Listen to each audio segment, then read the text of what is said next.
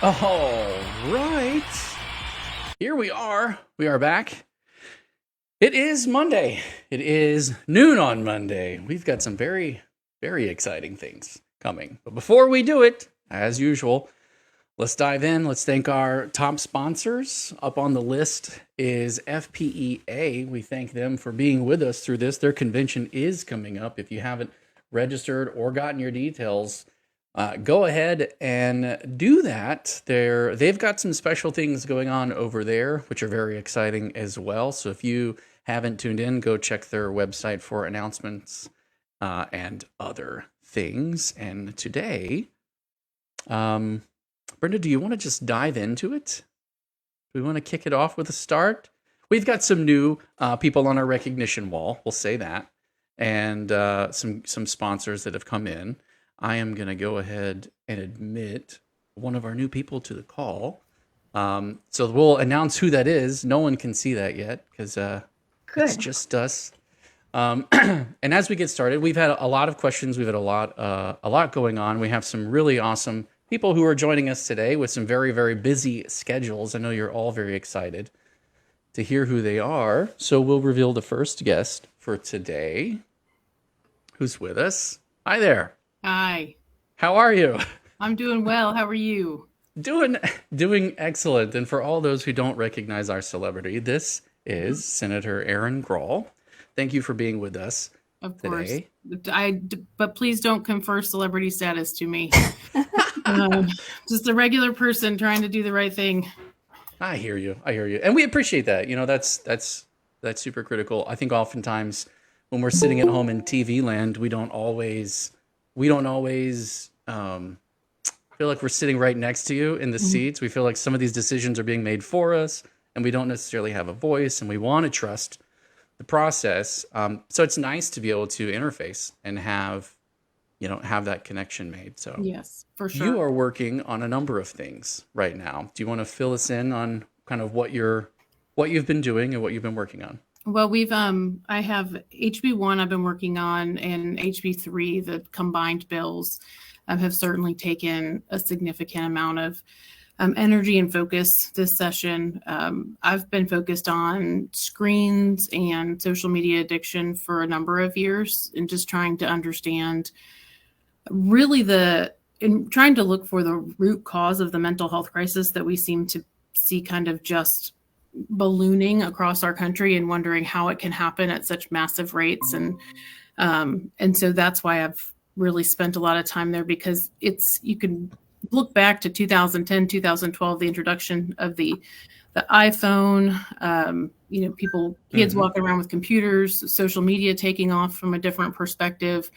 And, in just such a consolidated period of time, we've seen just drastic declines in mental health and just overall well-being, especially among our youth.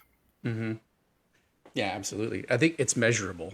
You Yes. can see it. I actually remember working in cell phone stores when the emergence of the Android phones kind of came out as a competitor with iPhone. And I knew it was going to be a game changer, but I had no idea that people would be going to regular chiropractor visits for, that neck tilt, among other things. The things that you were talking about are far more serious. And I've even seen those in my own personal life, losing friends to, I think, things we can't even mention on stream because of the pressures. It's ever present. It's inescapable. It's constant.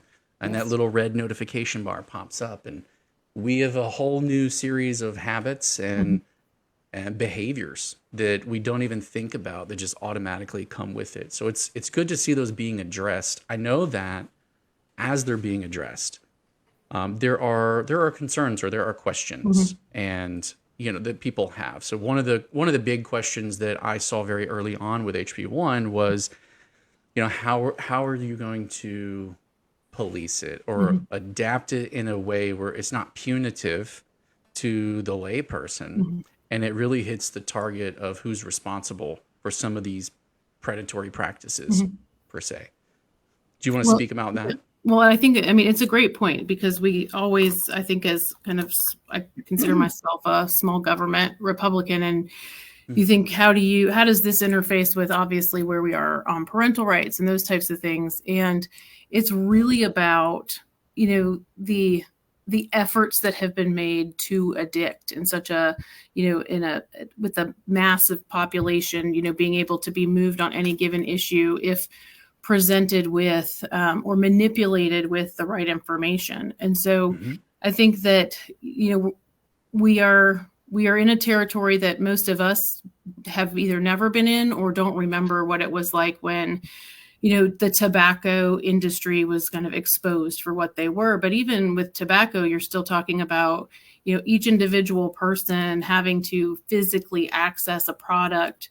Now you might be able, I don't know if there are tobacco delivery services now, but, in the past you had to go and you had to get it. You had to make the decision. Somebody got it. Now with the proximity of this, what I believe is a drug, the way in which some of the platforms interact with each and every one of us, not just children, it's carrying that drug around with you all the time and saying, children, we know that your brain has not developed completely yet to make all the right decisions, but you're still old enough to carry this drug around with you and just go ahead and resist the temptation. Right. Be smart enough. Yes. Be smart enough. And where I think where some people are stuck on the parental rights side of this is if you have not researched the harm that can be done, if you don't believe that social media is harmful, then this policy doesn't make sense. Right. And so if you don't, and that's really where we get to these addictive features, because it's not about community. It's not about communities coming together online, because we know that that's helpful in so many different ways, especially as we can talk like this and not be in the same place. I think that all of these platforms have the ability to take away the addictive features and still provide that community. But we really have to talk about, they are businesses. It is not the government's town square, right? The government, I mean, some days I know it feels like it. Some days it feels like they manipulate it. But it is a private business that is asking you to give them access to your children in order for them to make money off of your child. We should be asking a lot more questions and pushing back really hard. Can I speak to that for a second? Yep. So I, as a marketer, one of the interesting things that I do when I teach digital marketing workshops for small business owners through the SBDC, they're often unaware of even what's in the terms of service and conditions for using the platforms. They just simply know, oh, TikTok is this, and people are doing that dance, and if I can figure out, can I use it for my business? And it's there's a very short distance between I want to be on it and on it. That doesn't include reading through the TOS. And the TOS for TikTok blew my mind when I read it and slowed down. And what it captures is frightening. And they tell you everything that they capture in the terms of service and agreement, which if they advertised that way instead of advertising the way that they advertise, no one would even sign up for the app. Like it would be gone. Instantly. But they might, right? I think we have been conditioned that if we want to participate in technology, you have to click that you agree. You have no idea what you're agreeing to. And we've been conditioned that way. And it's so dangerous, especially it really started to kind of, I guess, resonate with me the more and more schools I saw putting their pictures of children who are attending the school out on these public platforms. And growing up, we were taught, you don't tell people where you go to school. You don't know who you're talking with, whether or not they might follow you there, nowhere. And that was a very different time. And now we basically schools say, oh, look at who's attending here. Does anybody interested in our children?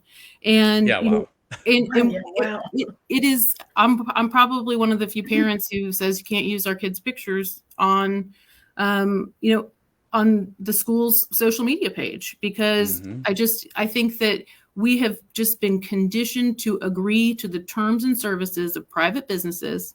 And it is frightening what they can do, how they own the information that we put out there, and to suggest that children can enter into that contract that changes all the time. It is a contract. And this goes right hand in hand, I think, with the parental consent component too. And, because we've heard a lot of that around this conversation is, what about parental consent? You can consent to something if you understand what you are consenting to. But because the terms of service change regularly, I mean, and there were probably 100 hyperlinks in there to different documents that, give you a different definition or a different piece of, a different contract. And then, so you can only consent to what you know. But when the platform is dynamic, it's not static content. It's not content that can be reviewed. It's not content that has a grade on it or a rating on it. What are you consenting to? You are consenting to your child being available on a harmful platform, something that we know where there is child sexual abuse material. We know that children are contacted by child predators very quickly after they sign onto the platform. So how do we have a parental consent component to something that the founders of these platforms have identified have all of these problems? And that's where we get past, I think, the parental rights part of it. I think that's interesting. So for all those who are tuning in right now, we are talking about the current HB1. I think for most of our community, HB1 makes them think of HB1 last year, which was about education and expanded school choice. It's different this year. HB1 is a different bill. So we are here with Senator Gro, and we'll have some other guests joining us later to kind of dive in and talk about some other things and make a special announcement. Senator Gro, would you kind of put in layman's terms what this bill does or aims to do? So this bill aims to put the onus on the platforms to not allow children that are under 16 onto their platforms. And also, so there's a social media component and there's a pornography websites component. And that pornography websites component is about material harmful to minors. And that portion of the bill has an 18-year-old threshold, so adulthood. So the platform, but both platforms have the same requirements when it comes to an anonymous age verification requirement. So, and so that's really part of that has evolved over the course of the bill moving. And where it finally landed is that the social media platform would have to offer basically two different ways in which your age could be verified. They could decide to do it, and they have that component, or there is an anonymous age verification. The user would make the selection about how they would want to move forward. And I think one of the biggest misconceptions is age verification means government ID. And there is no government ID requirement. I think that as we've all seen technology just rapidly progress, we can't even fathom the ways in which they tell how old the user is, right? Sometimes it's the algorithm, it's the way in which the user is moving through the platform. So the responsibility lies with the platform to know that if they know that they have a child who's under the age of 16 years old, they have to move forward with terminating that account. So, and they can use whatever types of methods that are in the market to verify age as they can make that decision. The purpose was not to be overly prescriptive, knowing that technology changes frequently. I like how, I want to talk about that one for a minute because I like how that was written. I saw the very first iteration of it and I was scratching my head going, but how? And upon reading the update, I like how it's written because I have had a Facebook account since it was invite only with a college, account. And when it says reasonable method of verification, if I've had the account that long, it seems reasonable that I'm older than 16. Yes. Right? There are some internal processes that they can use to verify that. I do know people who use the platform who are intentionally using a fake profile to protect their identity. Maybe they're retired DEA agents, or maybe they're law enforcement who want to connect with their family, but they're being very careful. I was thinking, I don't know how it'll work. I think the devil's in the details, but do you know how this might affect those accounts? Well, so it shouldn't affect those accounts at all because there's no requirement in the bill that you use your real name, on the platform. It's an age verification, not an identity verification. And I think Okay. that is a very important distinction. We're not asking them to say, we know that Aaron Gro is on this platform and this is Aaron Gro's account. It's that the person who holds this account is this age, and that's all that matters. And so with some of the Okay. tools that are out there. So like you said, there's, and believe me, they all know how old each and every one of us is who's using the platform, because if they didn't, there would be no value to the people who advertise on the platforms. That's right. Because, the 12-year-old doesn't want to see an ad for a 60-year-old. And so, and if they're not proving their value to their advertisers aren't going to spend money there. So the platforms know how old the user is, and they feed content. And that is part of the definition, right? If you are tracking the user and you are curating the content that you're giving to them, then you have all these addictive features, and children under 16 are using you for, over an average of 2 hours a day. It's all of those things that then put you within the purview of this bill. And so I don't think it affects those platforms or those account holders at all. Can I ask you a tough question?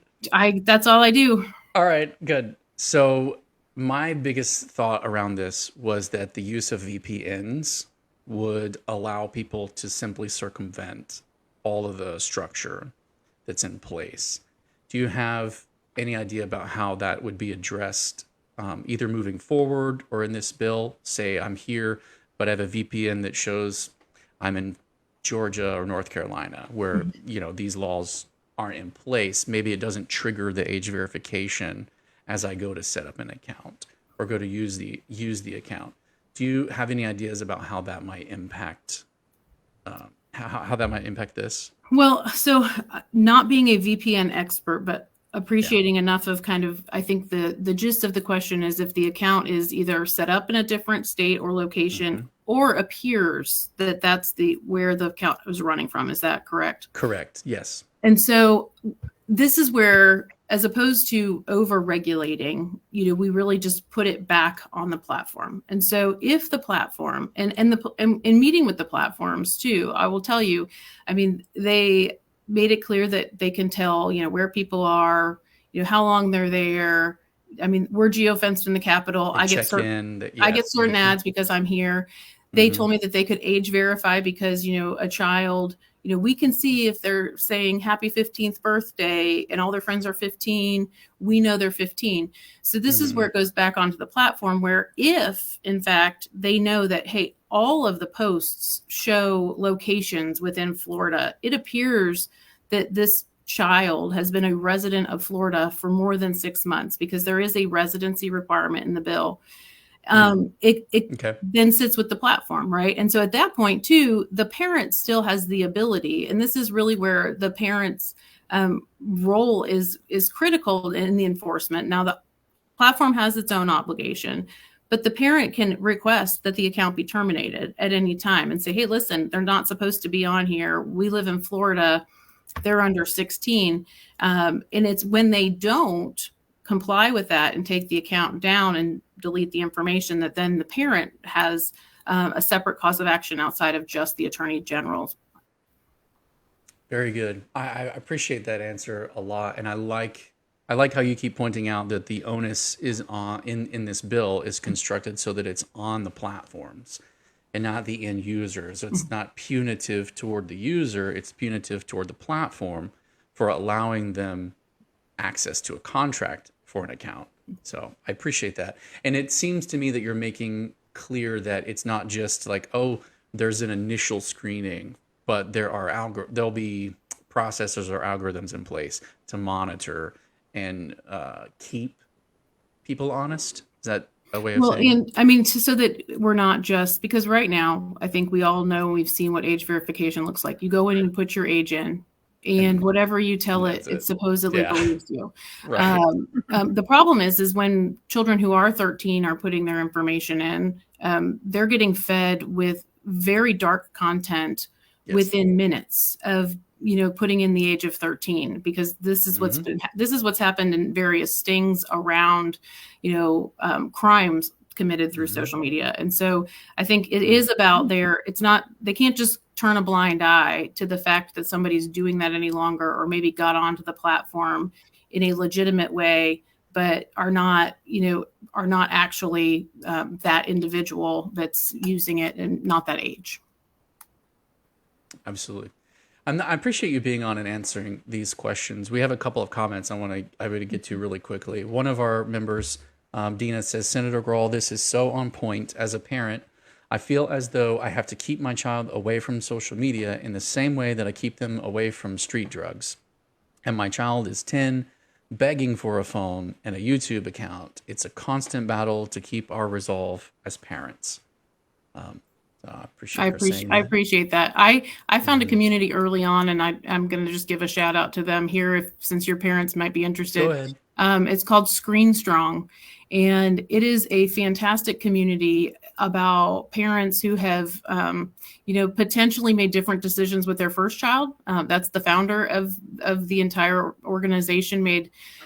Had some really detrimental impacts of gaming with her first child, I believe, and then made different decisions about screens for her younger children. And it's really about, when we know better, do better, right? We were all sold a bill of goods about what this would look like and what this might turn society into. Certainly. And especially even carrying the phone. I have a 12-year-old, a 10-year-old, a 3-year-old. My 12-year-old and 10-year-old, they don't even ask for phones anymore. But it's it's the consistency that children want from us. And children, we had 2 different groups come in on this bill, a PACE Center for Girls, which are usually girls that are struggling in school. They've had a lot of problems. They're put in a diversion program. And I had the Future Farmers of America. Both sets of those children loved this policy. Interesting. And I just think it's because our children are saying, adults, you need to act. And parents, it is overwhelming what we are expected to know and come up with and process terms of service on all of these platforms to know whether or not our children can be kept safe. You make a great point there. I remember, like, growing up, we had corded phones that we stretched from one end of the house to the other. There was computers. I had this watch phone where somebody could sit on the other side. Yes. Yeah. And we had no computers in the house, to having like the weakest thing ever, but in the house could send a message with, perhaps. And we grew up different, I think. And then a lot of the uses early on for social media for people in our demographic is different. Yes. Now kids, it's almost inherent and automatic from, they're being babysat with iPads and things like that. And so when they're in school and they see people posting this stuff, but then they know them for real, they get a peek behind the curtain. And I think that there's a lot for the younger generation. There's a lot of disillusionment that they're aware of, that's pretense, and they're not happy with. And I think hearing you say that, it's kind of echoing what I've been noticing as well. We have some more questions. One of them says, is YouTube considered social media? So that right there is a great question. How does the bill define social media platform? So it really speaks to let me get the, sure. So we did not list specific platforms on purpose, because we know that those things are, ever changing, right? If we say it's this today, they're going to come out with a new product tomorrow. Right. And it was really about focusing on the very specific kind of definitions of, what we know is addictive, what there's research on. And as I look for my actual bill, and I don't know but we talk about, so it's an algorithm that can tracks you and gives you data based on that tracking. And one that has addictive features. And we define addictive features as, infinite scrolling, live streaming, autoplay, push notifications, alerts, those types of things. It explicitly excludes, cloud, like email and direct messages to each other. So, in an iMessage situation, when you know who the recipient is, and you're in a conversation, it excludes those things.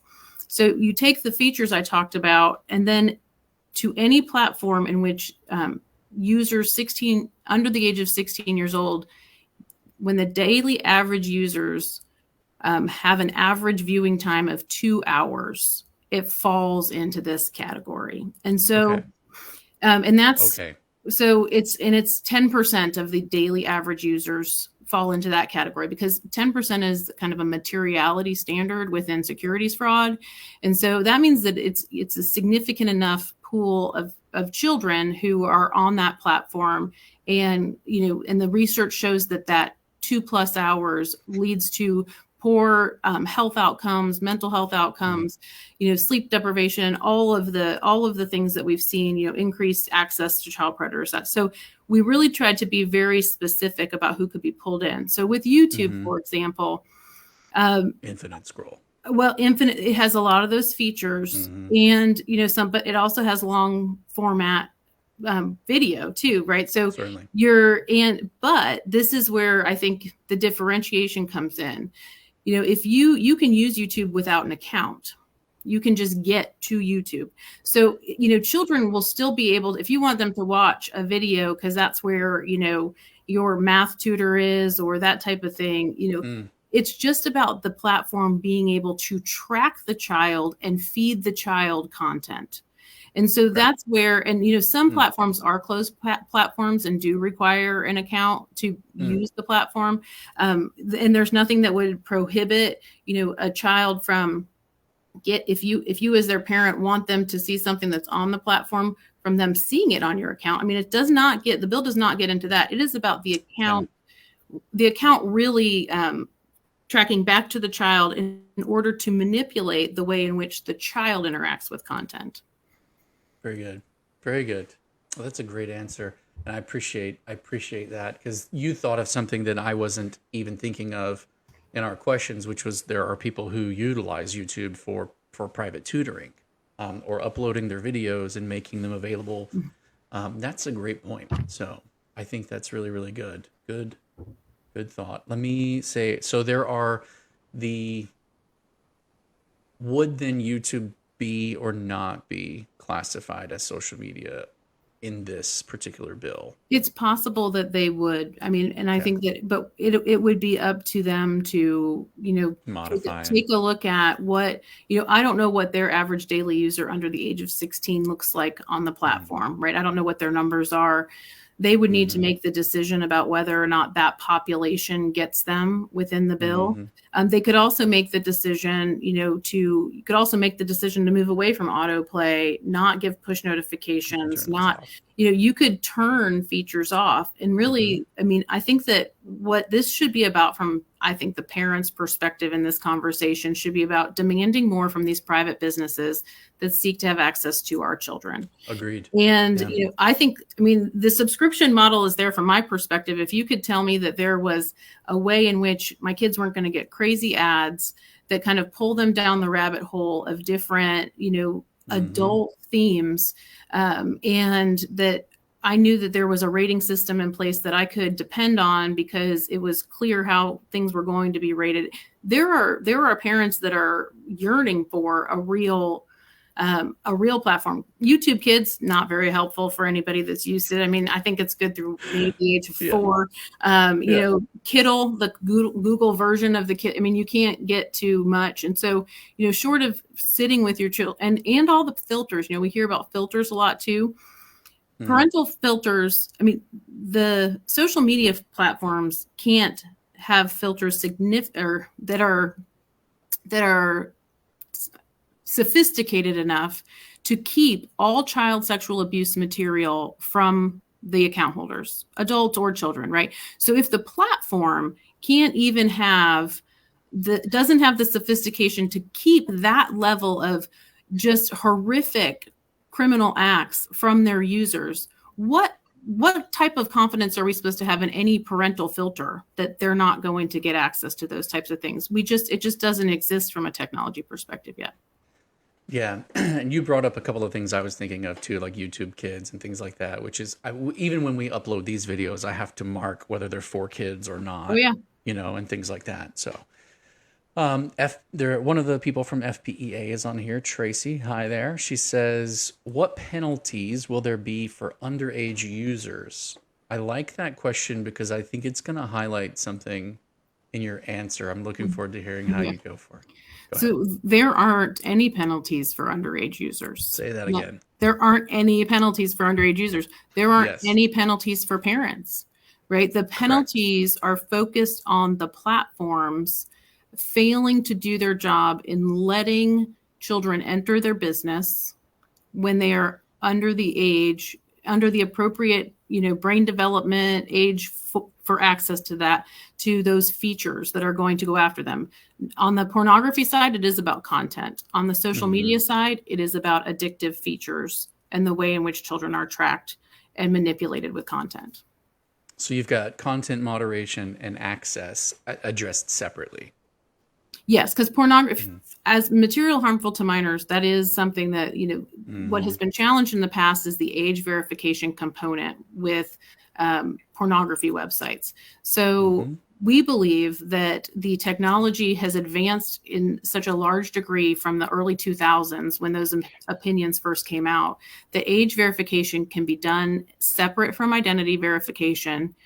You can keep your anonymity, but the platform, the website can have certainty that you are of the appropriate age to see it. On the social media side, it is about the addictive features, which if they go away, then they wouldn't fall within the scope of the bill. Excellent. Yeah, no, these are great. These are great answers. I appreciate you answering them so clearly because I think these are a lot of what's on people's minds right now. I had written down to ask that question and somebody else asked it. So I'm very, very thankful. We do have another guest coming. Andre's on here. Andre, are you with us or are you just listening in? I'm on here and I'm excited to listen in, and I'm just waiting for Speaker Renner to get back from his. No, don't say that. Don't say that. All of you. We didn't announce who it was. Oh, I'm so sorry. No, it's all right. It's all right. We're waiting for him too. I just wanted to make sure that we are going slow enough or careful enough. Nobody heard anything. It's going to be just no one heard anything in a couple of minutes. It's all good. It's quite all right. Okay, let's keep going. How will some of these be policed? Back to HB1, sorry, the protection of minors with the content online. How will some of these be policed? If you don't like that word, how will they be? Enforcement of the enforcement. Yeah. So there's two components of enforcement, and there's actually three. So you have the Attorney General can pursue an action through the Florida Deceptive Unfair Trade Practices Act. And there is a $50,000 per violation fine and the potential for punitive damages. And some people are saying, well, $50,000, like that's not very much. These are huge companies. Well, I would envision that the Attorney General gets involved when and if there's a platform that knows that they should fall within the scope of the bill and just decides to ignore it. And you see children continuing to get on, and the Attorney General's office receives complaints from parents and decides to pursue a bigger action that way. There is also a remedy with regard to the third-party age verifier. So if they don't follow the law and delete your information, verify your age, delete your information, do basically their job within the bill, then there can be, the AG would be able to pursue action against them as well. And then the parent, on behalf of the minor child, if they ask that their child be taken off the platform or off of the website, and that does not happen, then they would have a cause of action for up to a $10,000 fine. And I know that, but that does include, and then you can get attorney's fees and costs for that. So I think that part, in a place where we are always talking about whether or not we give attorney's fees or costs, if you don't, in this specific scenario, very few people would be able to underwrite taking on big tech. Yeah. And so I think that component of it, hopefully, and this, because of the significance of the penalties and the availability of real penalties, civil penalties, the easiest way around that is for the platforms to comply, either Mhm. adjust, have different types of platforms for children that are under 16, Valid. or comply with the law. Just in general, don't allow any. Maybe they make the business decision that they don't need children under 16 to be present in order for them to still have a relevant business model. That's a great point. There's an attorney in our community who handles personal injury, and they were looking at this from a standpoint of not quite sure how you would assess the damages.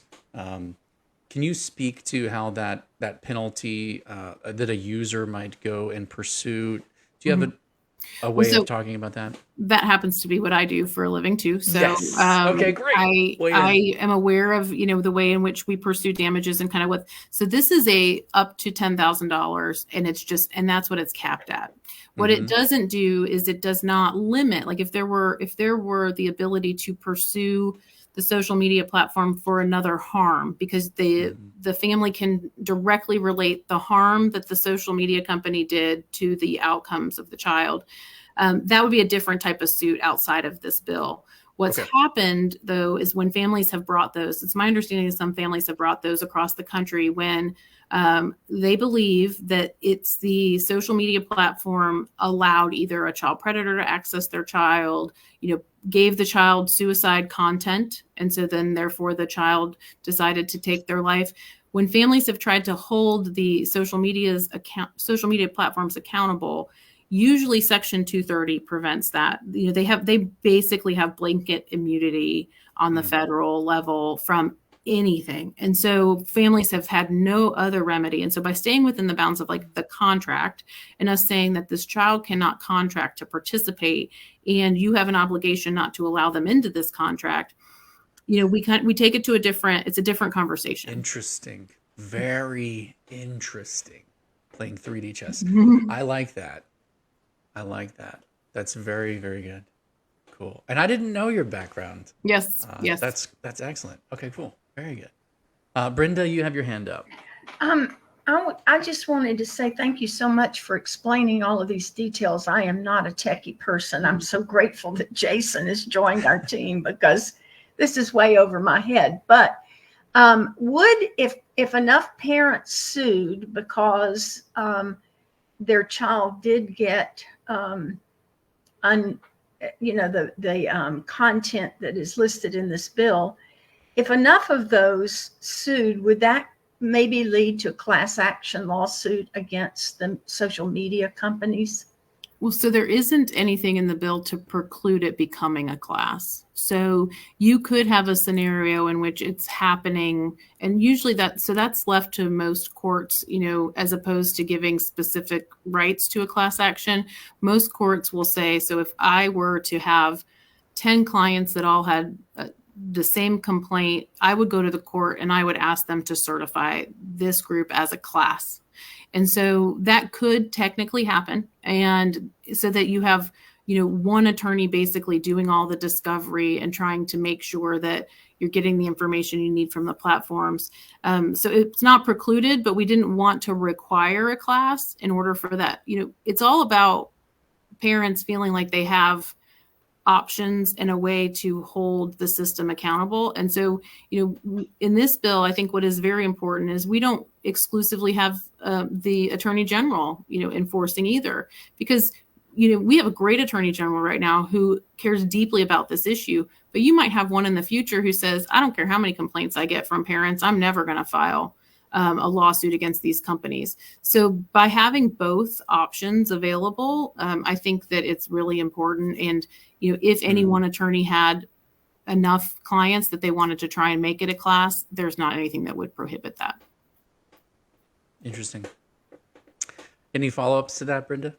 I just was thinking that if there were enough parents, it really would bring great attention and the potential for a greater settlement for all parents who have the same complaint, because we all know that there's power in numbers. And if you're an individual, it's very hard to get your case heard. I mean, I like the fact that you've included attorney fees and court costs.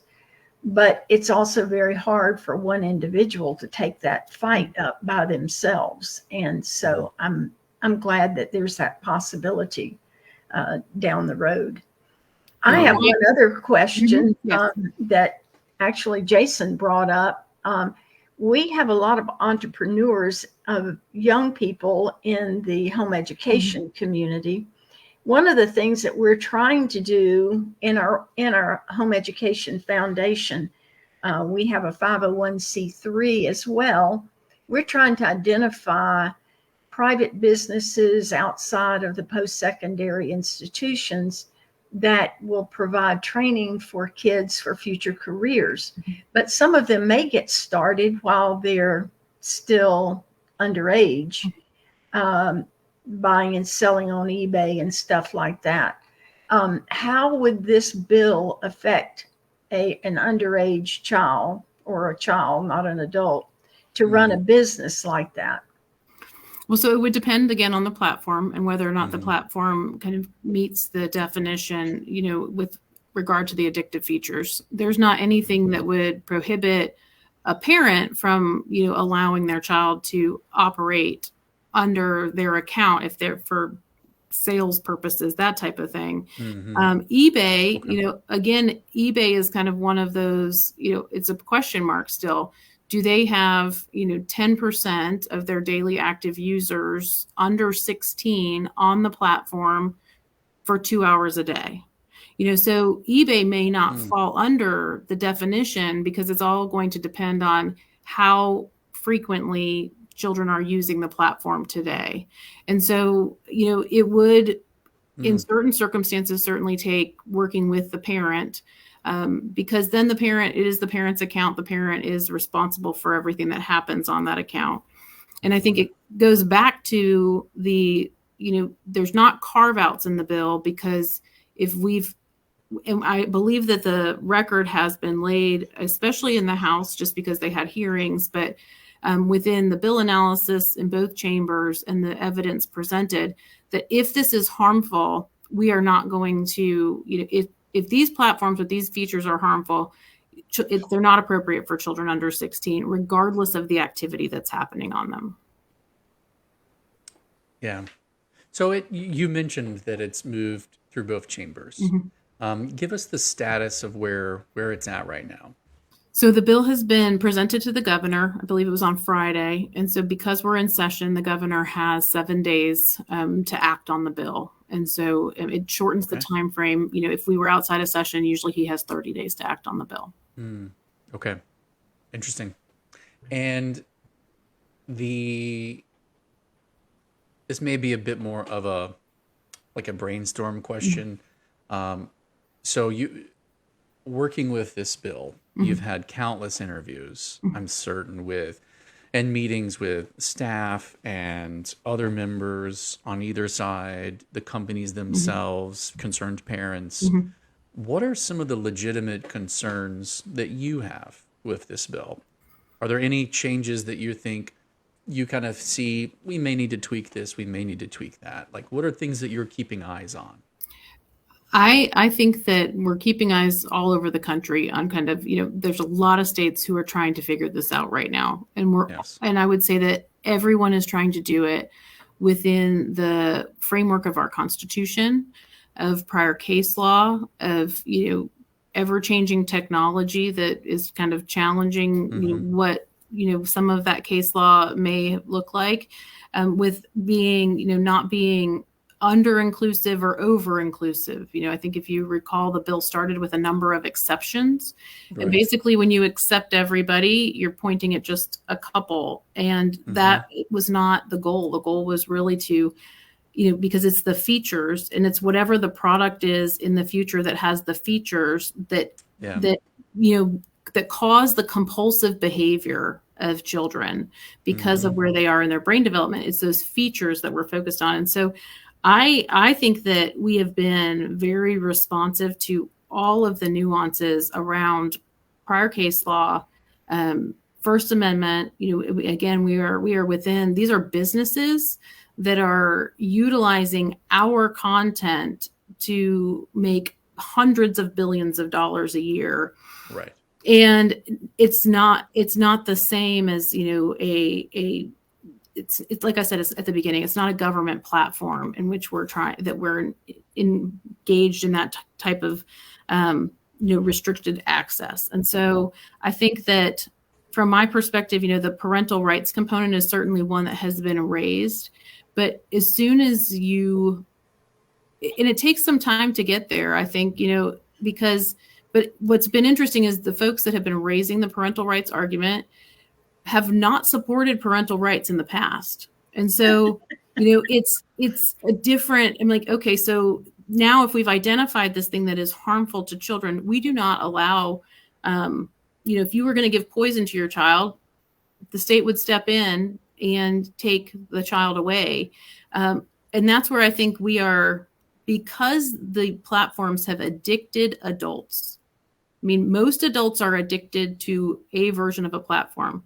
I have never met an addict that isn't apologetic for that position, doesn't understand it. And if you're addicted, you don't want to admit that addiction, and you certainly don't want to admit that you have potentially exposed your children to addiction. But what I do know about addicts as well is, like, once you are addicted to one thing, becoming addicted to the next thing is easier and easier and easier. And what these social media companies have done, yep, they have, if they hardwire a child's brain for addiction at a young age, then that child is going to struggle with addiction their entire life, whether or not it be social media or some other harm. Mm-hmm.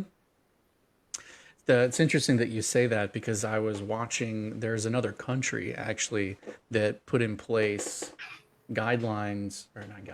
restrictions on game developers, that they were not allowed. There were certain behaviors that they identified that were predatory, and they prime people right away for, log in 7 days and get this, and your first 3 days logged in or that, and then that gets you access to the 7-day reward, and then the 30-day reward, and they're priming them for constant instant gratification.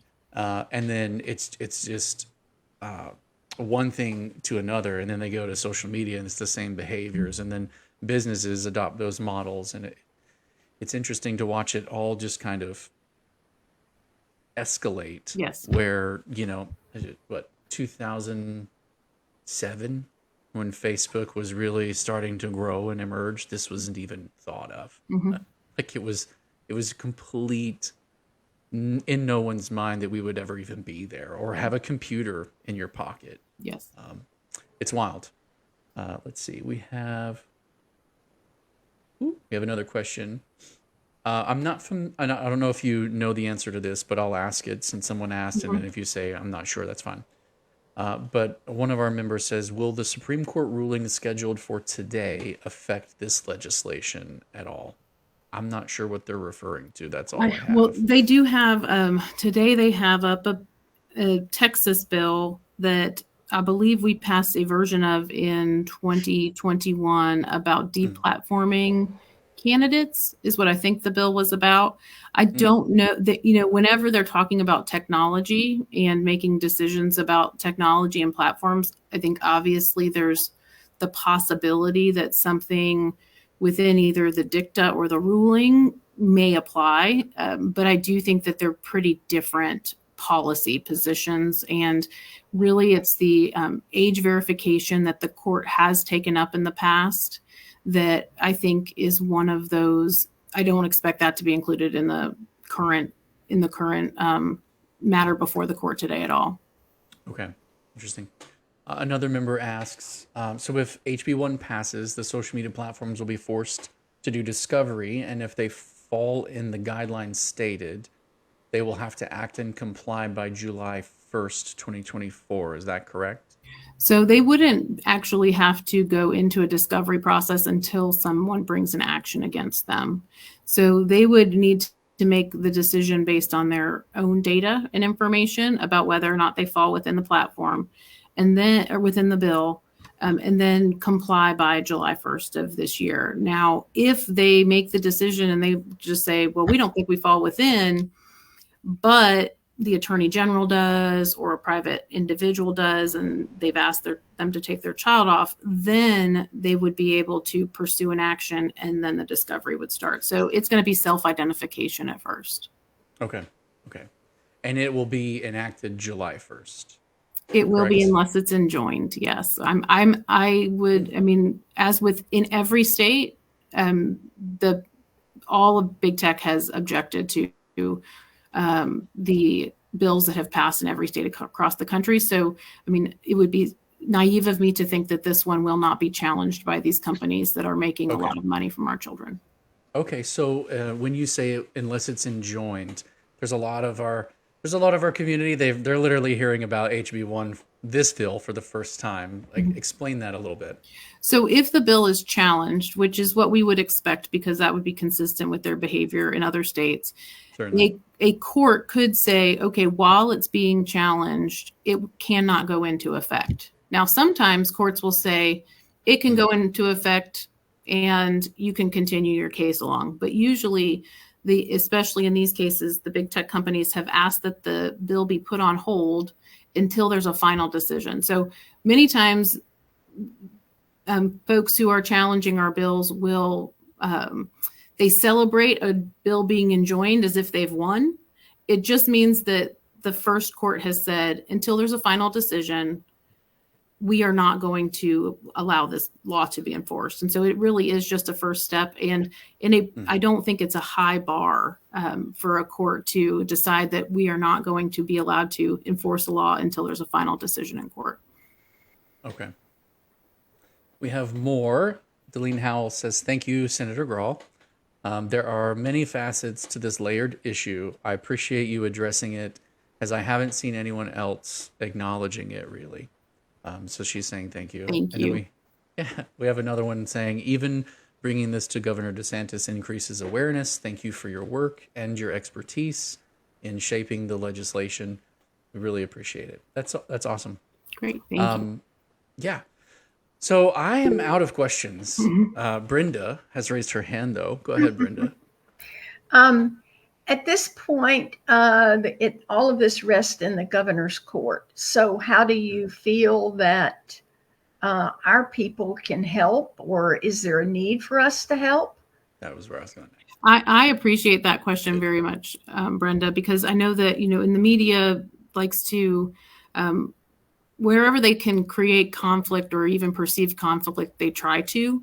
And so I think that, and it's never a good way to, in my opinion, work with each chamber up here and with the governor's office. And so I think that because I know that your folks are folks who are people who believe in parental rights, who believe in individual freedoms, who believe in the First Amendment, like that these are core values that you are all, instilling in the future of the children in this state. And so I think that to the extent that your voices make a difference to him, I think that they are very, very powerful. So if you can reach out to his office, show support for the legislation, I think that that's very meaningful, because it's my belief that so many of the things that your members stand for are very consistent with the policies we've taken in this state and and stances we've taken. And I think that this just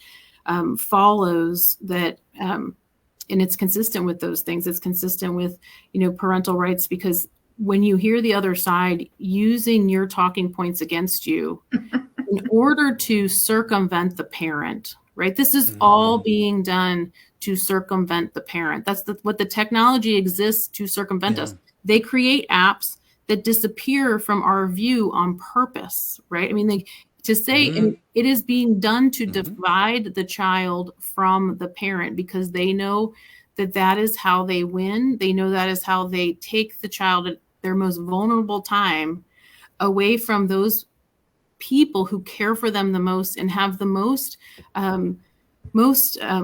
pure desire in what their life outcomes will be. And anything that interferes with that, we should stand in opposition to. And so any help that you can give with the governor's office in terms of weighing in and showing support is, of course, welcome and helpful.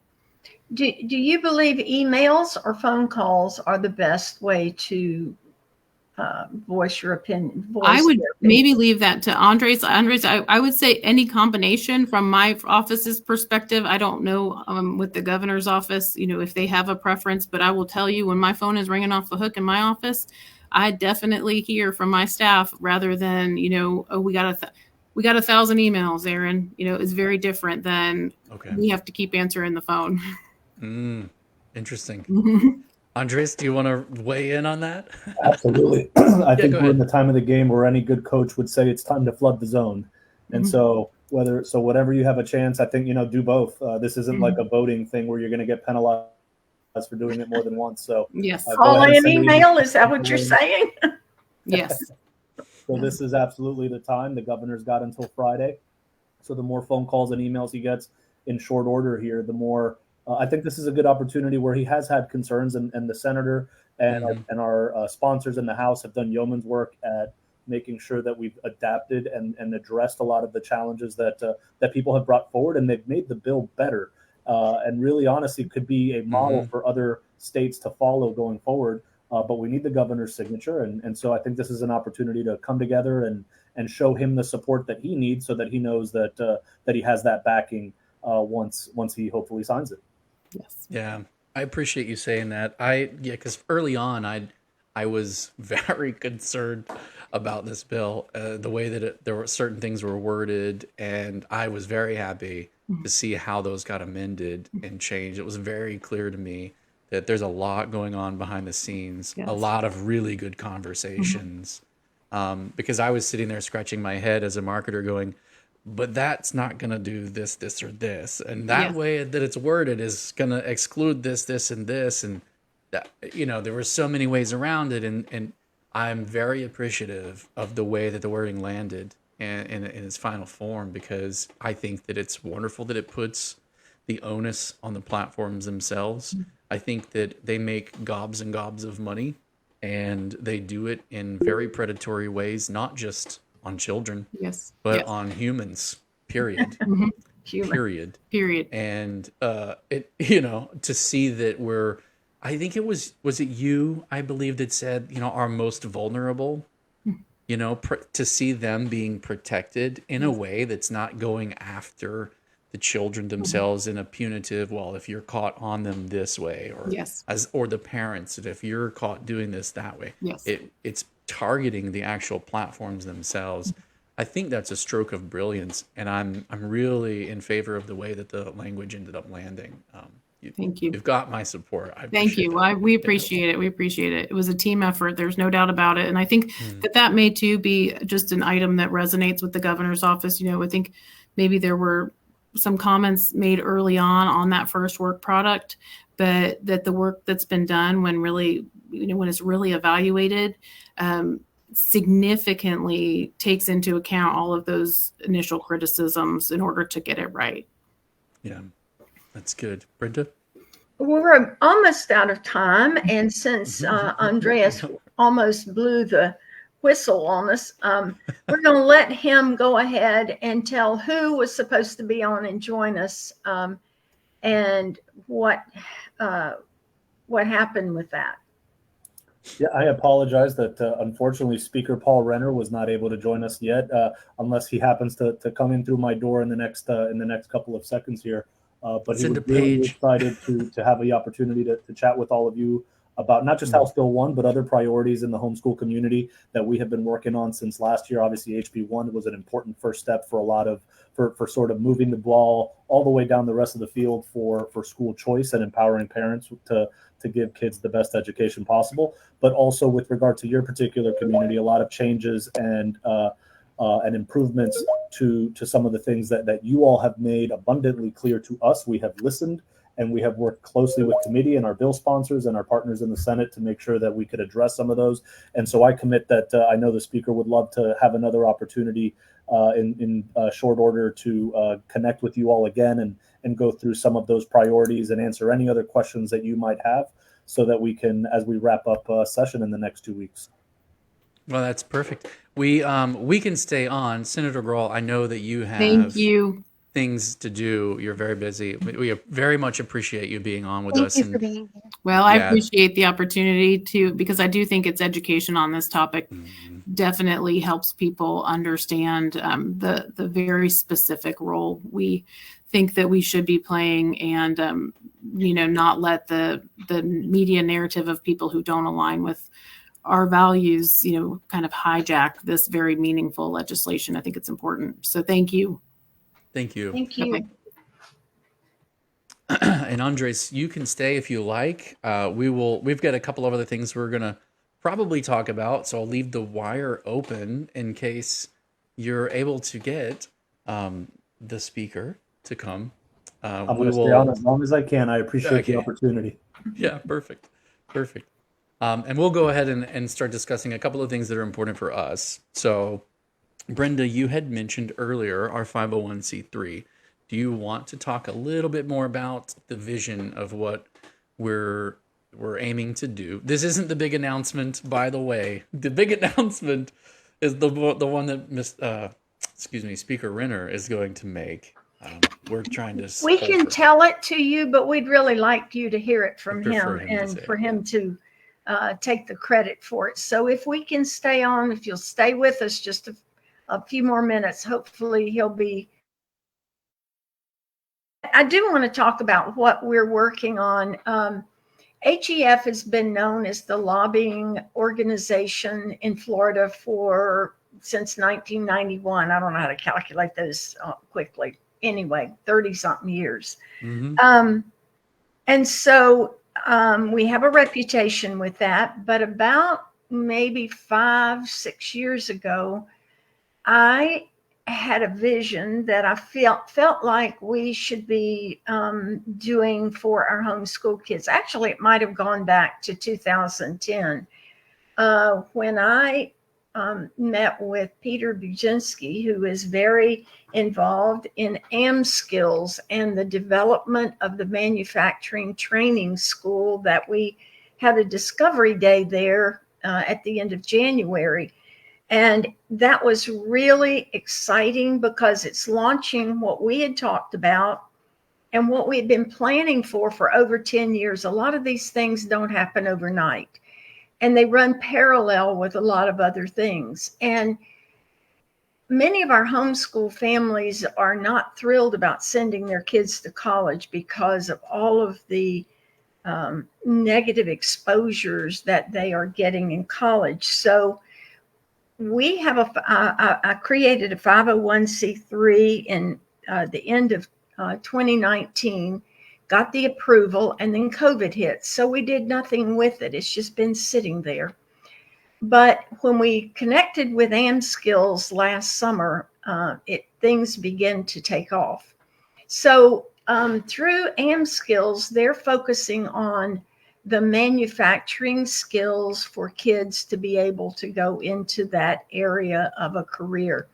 And it doesn't just mean putting things on widgets as they go through a line. It's really high skill, high tech skills that can be used in a variety of industries, which we hope to be doing more things with AmSkills and building more programs in our community that are not connected to the post-secondary institutions in Florida.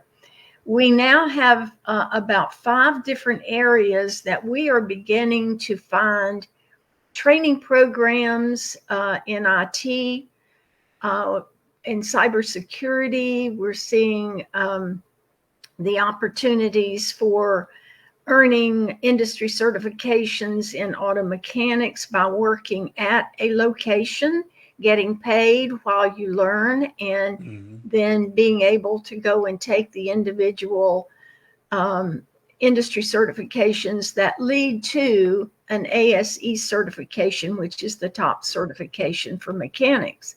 You can do that through a state college. It takes a lot longer and you won't get paid while you're doing it. This is something different. We also have the opportunity right now potentially for partnering with a company that has that does pilot training. It's a German. No, that's not the one. They train pilots, and it's a private it's a private company. So what we're looking for is to find these private companies that offer opportunities for career training for kids who are interested in going a different route than college. We're not saying don't go to college. We're just saying we want to present some opportunities outside of what's known to be available through colleges. And so we're in the process of building that website. If you want to contribute to it, we should have a name change. I had originally called it Zeal for Learning, but we've decided we're going to change the name, and I've applied to change the name in Florida. And then as soon as we get that approval, then we will get it changed at the federal level for the 501c3. But industries can donate to that in order to be able to build and advertise on our website. Someone told me that there was a company in their area who made plastics, and the owner of that shop said he would love to have somebody come and work with him that he could teach, because there's just no training programs anywhere to teach what he knows. So I know that you in the community out there have people that you know that might take an apprenticeship, a child to come in. And these won't be formal apprenticeship programs like you have to go through at the state level that get approved, but these will be one-on-one where a child can come and learn and work with somebody to learn what there is. And so we're hoping we're not going to be doing the work. We're just wanting to let people know what's out there, boat building, things like that. I know somebody over on the coast that builds boats, and that may be something that they're interested in doing. But if so to boil it down, the new nonprofit, or the nonprofit that we have, the focus of it, I think someone asked the question, well, where can someone find all of these alternative paths, right? And we were like, well, that's interesting that you asked that question, because that's what we're looking to build, a connective hub that can serve the home education community and help them find them. A place where the businesses can go and say, hey, we want to be a part of that. And we have these internships or these programs available that are alternative paths that can get you right into jobs, or right in doing this or that. And so that is ultimately the level of community and the expansion that we're looking at. We have a lot of cheers coming in through the chats right now. So unfortunately, it takes a long time to build some of these things. And, now it's beginning to pick up speed. And, any help that you want to have now that the framework and the structure is built, we would love to have your input and leads on companies out there that are doing things that our kids might be interested in participating in. I really started off thinking about this in terms of kids that are inventors, or that like working with their hands, and college is just not a fit. But I see way more reasons now to build this due to what's going on in the post-secondary institutions that we would not agree with. Certainly. And you know what? It's ultimately not about the feather in your cap of your degree or any of those things anyway. It's about succeeding in life.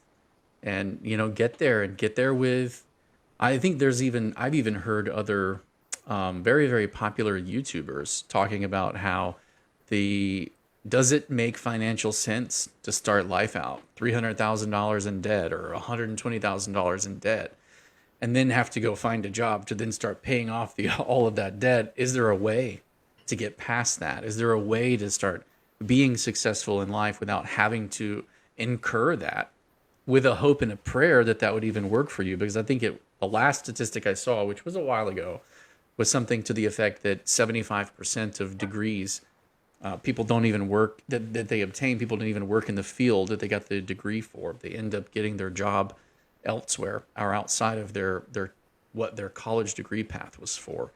So with a lot of things like that mismatched, we're just trying to help facilitate the success that all of our parents in our community, who we direct the education of our own children because we want to set them up for success. We want to help them as much as we can get that foothold on life, and we just see this as the next step for that. So we look forward to building that hub. You'll see the website will start. Vision. Give kids a vision for the future. Yes, normalize things like that are in the robotics field. Oh, when we were at AmSkills, I still don't remember the name of the job position he said, but he was like, "Yeah, you can start right after high school, and it starts right at $60K, and it's this job." And I was like, "What?" Like, I had no idea that job even existed. And it was, sorry, I'm spitting all over things now. It was very simple, but it was you're basically like helping maintain the programming for the robot and has to do the manufacturing work. There's a job title. And I was like, well, I know doctor, lawyer, accountant. I know like the popular things, baseball player, football player, etc. But I didn't know about this job, and it's well paying right out of the gate without any debt. And it was just fantastic. And we just thought more people need to know about these things. So we're going to start building that. You'll start to see the website change a little bit. You're going to see pages get shifted around. The menu is going to shift around a bit. And we're going to start putting the emphasis there and building that into what we do. So I'm excited about that. But Andreas, since the speaker hasn't been able to join us yet, I guess I'm going to steal his thunder. Because our folks have been waiting to hear the announcement. We must make it. Steal away. Okay. I've said this, maybe it's a bad expression, but it's not over till it's over. And so Crystal and Jason and I have been speaking at every committee meeting, giving our input on this equipment language that's in 1403. And and Jason and Crystal and some other people who came up to speak have brought their children, and they have been absolutely wonderful. They're the best lobbyists we have. Andrew that spoke, who you're talking about, he's in the comments right now. So we're glad he's with us today too. Yes. The children who are homeschooled are generally our best lobbyists because they are so attentive and they sit still and they listen. And it was amazing the reaction that we had in the committee and the appropriations committee from the senators to the children. But it's important for them to see faces. It's not, somebody said, it's not black and white print on the page anymore. It's real people. And these are the kids that are going to be affected by this. So with all of that in mind, without further ado, I got a call from the speaker on Saturday, and he said, we've heard from your community, and we're going to take the equipment language out of the bill. And we will work on it next year. The Commissioner of Education is going to watch the purchasing guide, and we will make sure that there's no opportunity there for fraud. And the legislators want really to protect this program. They don't want negative things coming out from the media because they want it to be successful. So the intent was, and their way of dealing with it was to protect the expenditures. But a lot of times, and this session's been very difficult because we've had committee meetings at the same time we had session. Yes. And a senator told me he served on 9 committees. So how in the world can they squeeze in people? And it's only been our ability to speak at the committee meetings for them to hear our concerns. So they didn't know about the purchasing guide. They can't dig down into the details of every one of these bills like Senator Gro has done on her bill. And this is probably her number one focus of the entire session. So she's been drilling down on that issue, but not over here on this other issue. And so now that that the speaker sees that there's a purchasing guide, and that they can make sure that no expenditures are going to cause either fraud in the program or major concerns in the program. We're going to be able to deal with that going forward through the purchasing guide. So Brenda, I had hoped that the speaker would be here to make that Yes. announcement, but Brenda, say it one more time for those in the back who may not have heard. What's the big announcement? Say it one more time loud and the big clear. announcement the speaker told me on Saturday is they're going to take the equipment language out of HB 1403 or 7048. That Wow. will probably be a floor amendment. Give me a Correct second. me if Hold I'm on. wrong, Andreas. Hold on. I want to pause you because we're going to cheer for a second. Cue the music and the air horn. There we go. Sorry. Okay. Now we move forward. Sorry. Because it is wonderful, and sometimes it takes a whole session to get to where you want.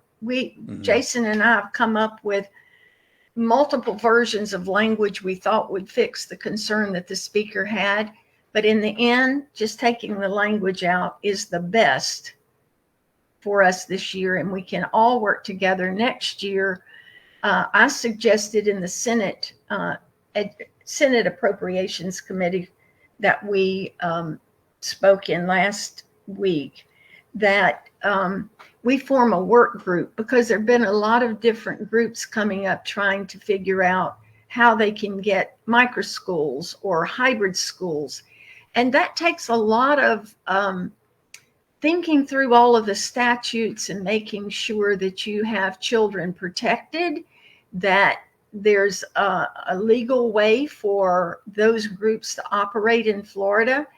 And I'm hoping that we can put together a work group of all people, all stakeholders interested in it, in order to be able to come up with a good, consistent way of all of the laws pertaining to scholarships to permit as much freedom as possible.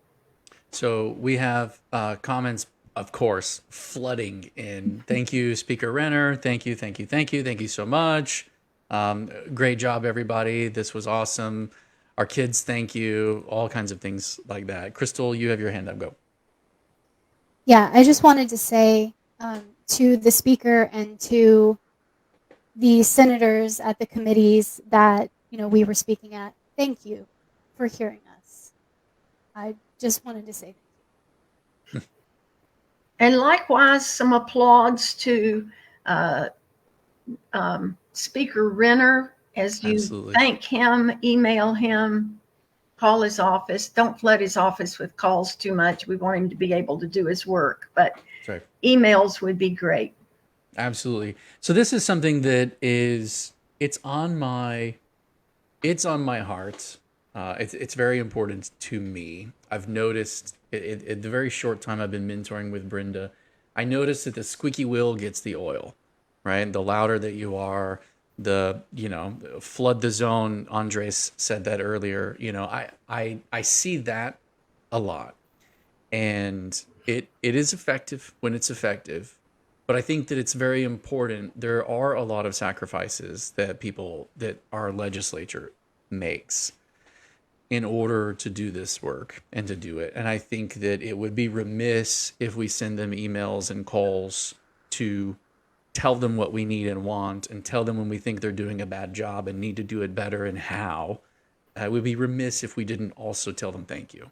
So I would like for everyone who's on the call, on our stream, on our podcast, and the people who might be watching it later, because we know that some of you tune in later, this is for you as well. Please send an email in and say thank you. Please send a message. If you desire to send a card and say thank you with pictures of your children, something to that effect. Let them see the impact that they have, and that their decisions make. I think that's something that's massively on my heart in this process, is that we don't lose sight of the fact that we are also humans, that they are trying to pass laws and guide and protect, and they are too. And as much as we go back and forth or head to head or argue or say things in committee, we also need to say thank you when it comes through in our way and they've listened and they've heard us. So really, really appreciate it. Andres, thank you for being on the call today. We are going to go ahead and bring the call to a close. I am interested if Speaker Renner would like to do a separate call with him that we can record and put up as a video announcement from him to our community. It doesn't have to be a very long one. I'll be happy to set that up for him and let him do that. And then we can post it and pin it to the top of our page so that they can keep it. So I'll make myself available whatever time works for him to do that. So you can just pass that on to him, and I'll make it quick and painless for him to make that recording. And if you want to, if he wants to. Absolutely, Jason. Thank you so much for the opportunity to just listen in, and I'll share all of the thanks that you all passed on to him. It really is. These guys get kicked in the teeth a lot over the course of session and committee weeks, and so groups that tend to be successful are the ones that also recognize that it's important to have a good collaboration, a good partnership, and that it goes both ways. Education is near and dear to his heart. There's so many things that he wants to do in that space to get it right and do right by our kids in Florida. Yep. And so just thank you all for the work that you're doing to be a part of that conversation. Thank you. Thank you for listening. We really, really do. We appreciate it a lot. So, Crystal, you have your hand up. Yes, I just saw someone in the comments was asking if there is a direct email for the speaker that they can use to thank him. So I didn't know if we wanted to share that here to make it easy for people. Paul.renner@myfloridahouse.gov. Paul.renner@myfloridahouse.gov, or you can visit the myfloridahouse.gov page, and where you see Speaker's face there and his profile shot and Speaker's office, there's links to our offices as well. Perfect. I went ahead and typed that in as well. So, all right. Not even gonna lie, had some tears over here as well. Good. That's awesome. We're glad to hear it. It's always wonderful when it works out. Let's see. I talked about that. We made the announcement. I think we've covered everything we intended to cover today, and we went an hour and 25. Bless all of you for being with us. Bless all of you for being with us through this entire process. Is this the perfect outcome? No, this is not the perfect outcome. The perfect outcome is that we all get what we all want, and everybody gets what everybody wants. And it's just not always possible. But this is the most optimal outcome for this moment, which will give us time to see what happens. I think it's very important as we move forward. I'm going to slap parents on the wrist a little bit. I think it's very critical as we move forward that we're careful about the things that we post online. I think that it's very, very, very important that when we go, hey, can I get this approved? Or hey, can I get that approved?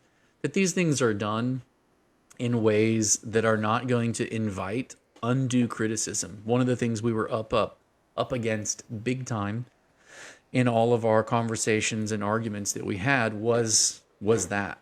Well, I've seen posts about this and I've seen posts about that, and the media grabbed this and ran with it or said that. We fuel the fire that they then use against us. So be very careful as you're posting. I know it's exciting whenever you get that musical instrument or whatever it was that you needed. I appreciate the scholarship, and I know that we have very real needs. We need to be very careful as a home education community. And I want to take a moment to also say that we have everyone who did not take the scholarship as well. All of us, we stand at the same co-ops together, right? Our kids are in some of the same book clubs. We might visit the same public libraries. And in the end, we all stand next to each other as parents, directing the education of our children. We're not handing them off to some system.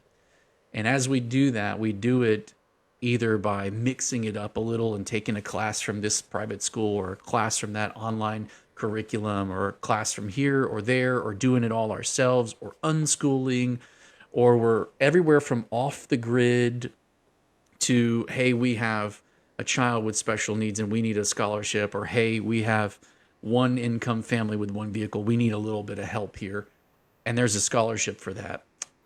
I think that we need to find a way to unite our voices and focus on the things that do unite us, not the things that divide us. That's very important, because it is better to keep the line of argument and the line of battle and the onus restrictions as far up the field as humanly possible. And the unity of voice with which we come to each other's side and say, hey, I don't have the scholarship, but they do. Let's make sure they aren't met with onerous restrictions. Or, hey, I have the scholarship, but they don't. But what they say is important. We are all parents directing the education of our children, and that matters. And we want to all have the freedom of choices. I think as the programs move forward, you're probably going to see more routes in statute that are recognized and defined as options. And we want parents to be able to plot the path that's best for their child.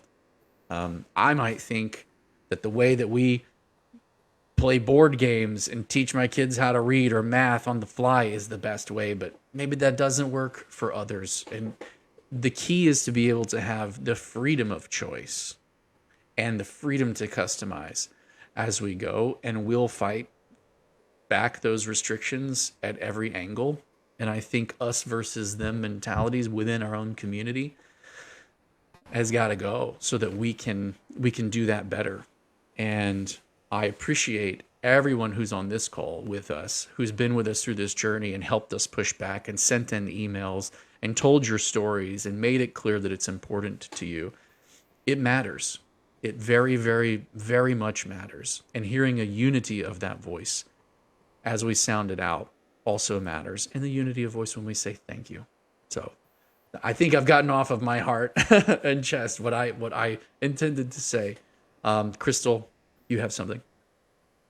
Yeah, I just wanted to add to that part of what we were fighting with this bill was also just a knowledge gap of what homeschooling really looks like and the perceptions that people have of us as parents. If we post that we purchased something that to us is a legitimate educational expense, they may not immediately see that connection. They may not immediately understand how we're going to use that for education. Homeschooling parents can be very creative and ingenuitive with finding ways to teach their children that actually works for their specific children. But one thing, just building on what Jason said, one thing to keep in mind as we're moving forward is that we do need to make an effort in how we're presenting ourselves online, and just keep in the forefront of your mind that there is a knowledge gap, that there is what they're seeing in their heads, what they're imagining in their heads for homeschooling may be very different than your reality of homeschooling. And so the more that we can bridge that gap in a unifying way, and the more that we can have these conversations with senators and with the representatives to help them understand what homeschooling looks like for us, that's extremely helpful. But the opposite is also true, that if we're posting things that are giving the wrong impression without any context for them to understand, then we're harming that effort. So just be aware as we're moving forward. Unity in the homeschooling community is important. How we paint ourselves and each other in the public eye is important, because this is affecting not just this particular bill and not just PEP, but also the way that people perceive homeschooling families in general. Because the truth is that parents who have the PEP scholarship for their children are still schooling at home. So in the eye of the media and in the eye of the general public, there isn't really the distinction that people have been making in their battles within the homeschooling. Certainly. Someone just asked, can you please clarify what you mean specifically that they are taking out, quote, the equipment language? Just a final bullet for clarity, yes. So the language said that equipment as instructional materials would be limited to the 4 core subjects of math, science, reading, and social studies. And that has been stricken. Well, tried, there will be an amendment. It hasn't yet. Yes, sorry. Yes. Yeah, So it will be stricken. Yeah, so the issue with 1403 was that it added that one line that would restrict equipment used as instructional materials. What the speaker told Brenda on Saturday is that they will be doing an amendment to remove the line that they added. So essentially, the purchase requirements for PEP will be returning to what they were prior to that line being added to this bill. And the purchasing guide will be what limits or restricts and guides the purchases as we move forward. Yeah, so essentially the change just won't be happening. They'll be striking that line from the bill. Let me just say one quick thing, and then we've got to close this call. Yes. Yeah. Is that one of the best ways that you can pay back and show your appreciation to these legislators is to help them in their campaigns. Yes. We know homeschoolers are limited in the amounts of money that they can donate to campaigns, but your kids make a huge difference if you get out and walk neighborhoods and help them with actually volunteer hours that other people who can give money are not willing to do. And that is a huge part that we can pay them back with our time and energy, and they get to know our kids. They get to see home education. They get to learn about it before they come to the Capitol. And that is a great, great thing to do. We did that in the early days, and we won a lot of favor. We've kind of fallen back and thinking we're resting on our laurels. But every year, these House members have to run for re-election. It's hard work. They take up a lot of their time. And if you can donate some of your time to help them get elected, it would be awesome. And there are some other bills that they've put forward this year that are great, that remove curfews and stuff for minors who are seeking employment and all kinds of things. So there's lots to Specifically homeschoolers. Specifically homeschoolers. So there's lots to be celebrating. So, well, I think that sums it up and draws us closer and closer to the close. Is there anything else before we draw this meeting adjourned? Yes, I've been texting with the speaker while we were on here. He said he's so sorry that he didn't make it. He was tied up with meetings with the governor and thought it would be 20 minutes, and it was an hour and a half.